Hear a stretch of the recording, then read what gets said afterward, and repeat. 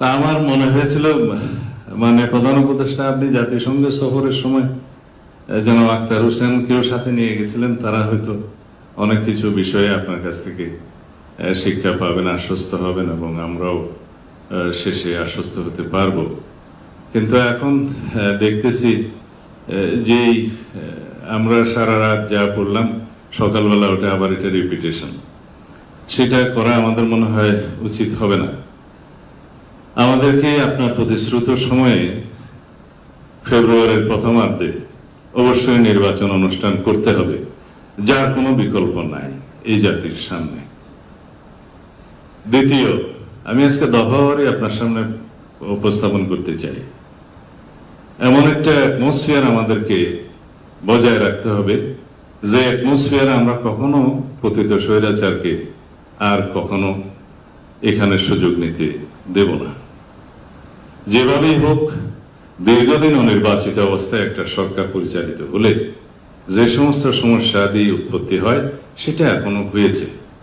সেই জন্য আমরা বারবার তখন থেকেই পার্সু করতেছিলাম, বলতেছিলাম যে যথাশীঘ্র সম্ভব নির্বাচিত একটি রাজনৈতিক সরকার প্রতিষ্ঠা হওয়া দরকার।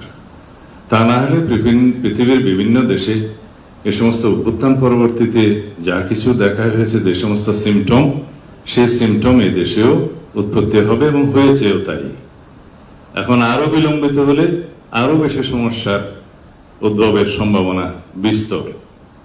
জুলাই জাতীয় সনদ প্রণীত হয়েছে, প্রায় স্বাক্ষরের জন্য অপেক্ষায় আছি।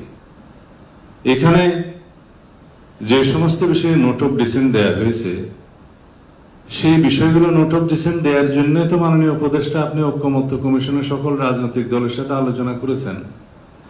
যদি এখানে কোনো নোট অফ ডিসেন্ট নাই দেওয়া হতো, কিছু কিছু বিষয়ে অনৈক্য নাই হতো, তাহলে জাতীয় ঐক্যমত্য কমিশন থেকে যে সমস্ত প্রস্তাব দেয়া হতো সবাই একমত হয়ে যেতাম, আর কোনো আলোচনার প্রয়োজন ছিল না। সমস্ত প্রস্তাবে যদি সবাই একমত হতো আপনাদের আমরা, তাহলে দীর্ঘ এই 12 মাস পর্যন্ত আমাদের এই চর্চার প্রয়োজন হতো না মাননীয় উপদেষ্টা। আর সমস্ত প্রস্তাবগুলো যেগুলো আমার শ্রদ্ধেয় বদিউল আলম মজুমদার সাহেব দিয়েছেন আর কি, এগুলো সব কিতাবে মানায়, বাস্তবের সাথে সেটার অনেক কিছু মিল ছিল না, যেটা আলোচনায় দেখা গিয়েছে। বাংলাদেশের রাজনৈতিক সংস্কৃতিতে এবং রাজনৈতিক ইতিহাসে যেগুলো সম্ভব, আমাদের কালচারাল স্টেটাসে যেগুলো সম্ভব, আমাদের মানবাধিকার পরিস্থিতি যেগুলো সম্ভব, ইভেন জুডিশিয়ারি জাজমেন্টও সেগুলো বিবেচনায় জুডিশিয়ারি জাজমেন্ট দেয়। কারণ এটা ব্রিটিশ নয়, এটা আমেরিকা নয়, এটা বাংলাদেশ। এখানে আমাদের ধর্মীয় কালচারকে বিবেচনায় নিতে হয়, আমাদের সামাজিক কালচারকে বিবেচনায় নিতে হয়, আমাদের দীর্ঘদিনের চর্চিত রাজনৈতিক কালচারকে বিবেচনায় নিতে হয়। সেই জন্য আমরা গ্রাজুয়ালি একটা পর্যায়ে এমন অবস্থায় এসেছি যে আমরা সবাই এখানে আছি আপনার নেতৃত্বে। কেন আছি?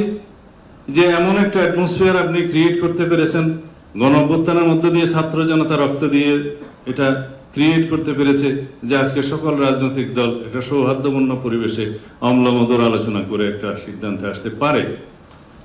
কিন্তু মাননীয় উপদেষ্টা আমাদের কন্টিনিউয়াস সমর্থন আপনার প্রতি ছিল, আছে, কিন্তু এটা কন্ডিশনাল। আমাদের সমর্থন আরো অব্যাহত থাকবে, এটা সীমাহীন নয়। আমরা চাই আপনার নেতৃত্বে একটা ঐতিহাসিক নির্বাচন, এটাই হচ্ছে কন্ডিশন। আপনার প্রতি আমাদের সীমাহীন সমর্থন নয়, আমাদের সীমারেখা আছে। আমরা গণতান্ত্রিক উত্তরণের জন্য এই সীমারেখার মধ্যে আপনাকে সমর্থন দিচ্ছি। আপনি দয়া করে এটা অনুধাবন করার চেষ্টা করবেন। আজকে সচিবালয়ে যে সমস্ত নিয়োগ বদলি পদায়নের জন্য আপনি মন্ত্রী পরিষদ একটা ক্যাবিনেট কমিটি করে দিয়েছেন, এটার কোনো চর্চা নাই, এটার কোনো ট্রেডিশন নাই, এটা কোনো নিয়ম নয়। তারা যা করছে পদোন্নতি নিয়োগ বদলির মধ্যে, সেটা ওখানে একটা রাজত্ব সৃষ্টি হয়েছে, আপনি খোঁজ নেবেন। আমরা খুব অসন্তোষ প্রকাশ করছি। তাছাড়া অন্যান্য বিষয়ে যাতে বাংলাদেশের সকল অর্গানে ব্যালেন্স থাকে সেটা আপনাকে চেষ্টা করতে হবে মাননীয় প্রধান উপদেষ্টা। আমরা চাই না প্রতিরক্ষা বাহিনীগুলোর মধ্যে কোন রকমের ভারসাম্যহীনতা নষ্ট হোক, আমরা সেটা এফোর্ড করতে পারবো না এই মুহূর্তে। আমরা চাই আপনার সাথে প্রতিরক্ষা বাহিনীর সুসম্পর্ক বজায় থাকুক, রাষ্ট্রে একটা ব্যালেন্সড অবস্থা থাকতে হবে। আমরা নির্বাচনকে সামনে রেখে কোন রকমের ঝুঁকির মধ্যে আমরা যেতে চাই না, যেতে পারবো না, সেটা আমরা এফোর্ড করতে পারবো না। পতিত স্বৈরাচার এবং তাদের দোসর একটি দেশ এই সুযোগ নেওয়ার জন্য বসে থাকবে। সুতরাং আমাদেরকে একদম অতি বিপ্লবী হলেও চলবে না, আমাদেরকে বাস্তবতার নিরিখে আমাদের পদক্ষেপটা দিতে হবে।